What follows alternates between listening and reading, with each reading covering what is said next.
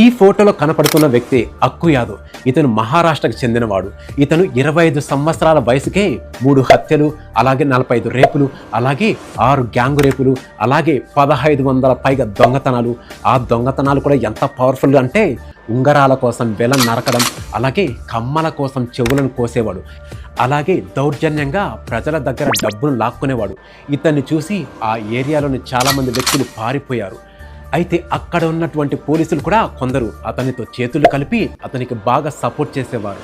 అలాంటి ఏరియాలకి ఒక అమ్మాయి పేరు ఉష కొత్తగా వచ్చింది. ఆమె చాలా అందంగా ఉంటుంది అనే విషయం అతనికి తెలియగానే ఆమెను కలవడానికి వెళ్ళాడు. ఆమె ఇంట్లోని ఆమె బావ ముందు తన చెయ్యి పట్టుకున్నాడు. చాలా మిస్బిహేవ్ చేశాడు. దాంతో వాళ్లకు కోపం వచ్చి ఇద్దరు కలిసి అతన్ని తోసేశారు. అక్కడ కాలనీ వాళ్ళు చూసే సమయంలో అక్కు యాదవ్ ఇద్దరిని కలిసి రేపటికల్లా మీ ఇద్దరిని చంపేస్తానని వార్నింగ్ ఇచ్చి వెళ్తాడు. ఉషా అనే అమ్మాయి చాలా బాగా చదువుకున్న వ్యక్తి కావడంతో తన బావ హెల్ప్ తీసుకొని కమిషనర్ దగ్గరికి వెళ్ళి కంప్లైంట్ ఇస్తుంది. వెంటనే అక్కు యాదవ్ని అరెస్ట్ చేశారు. అరెస్ట్ చేసే సమయంలో పోలీసులు అతన్ని మంచిగా చూసుకున్నారు.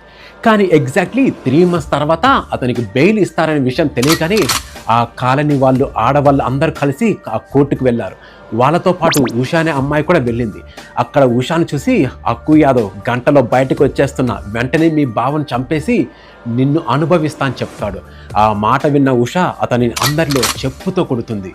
అక్కడ ఉన్నటువంటి లేడీస్ అందరూ అతను బయటకు వస్తే మనకు కూడా ప్రాబ్లం వస్తుందని మొత్తం 280 మంది ఆడవాళ్ళు అతన్ని కోర్టులోనే కొట్టి చంపేస్తారు.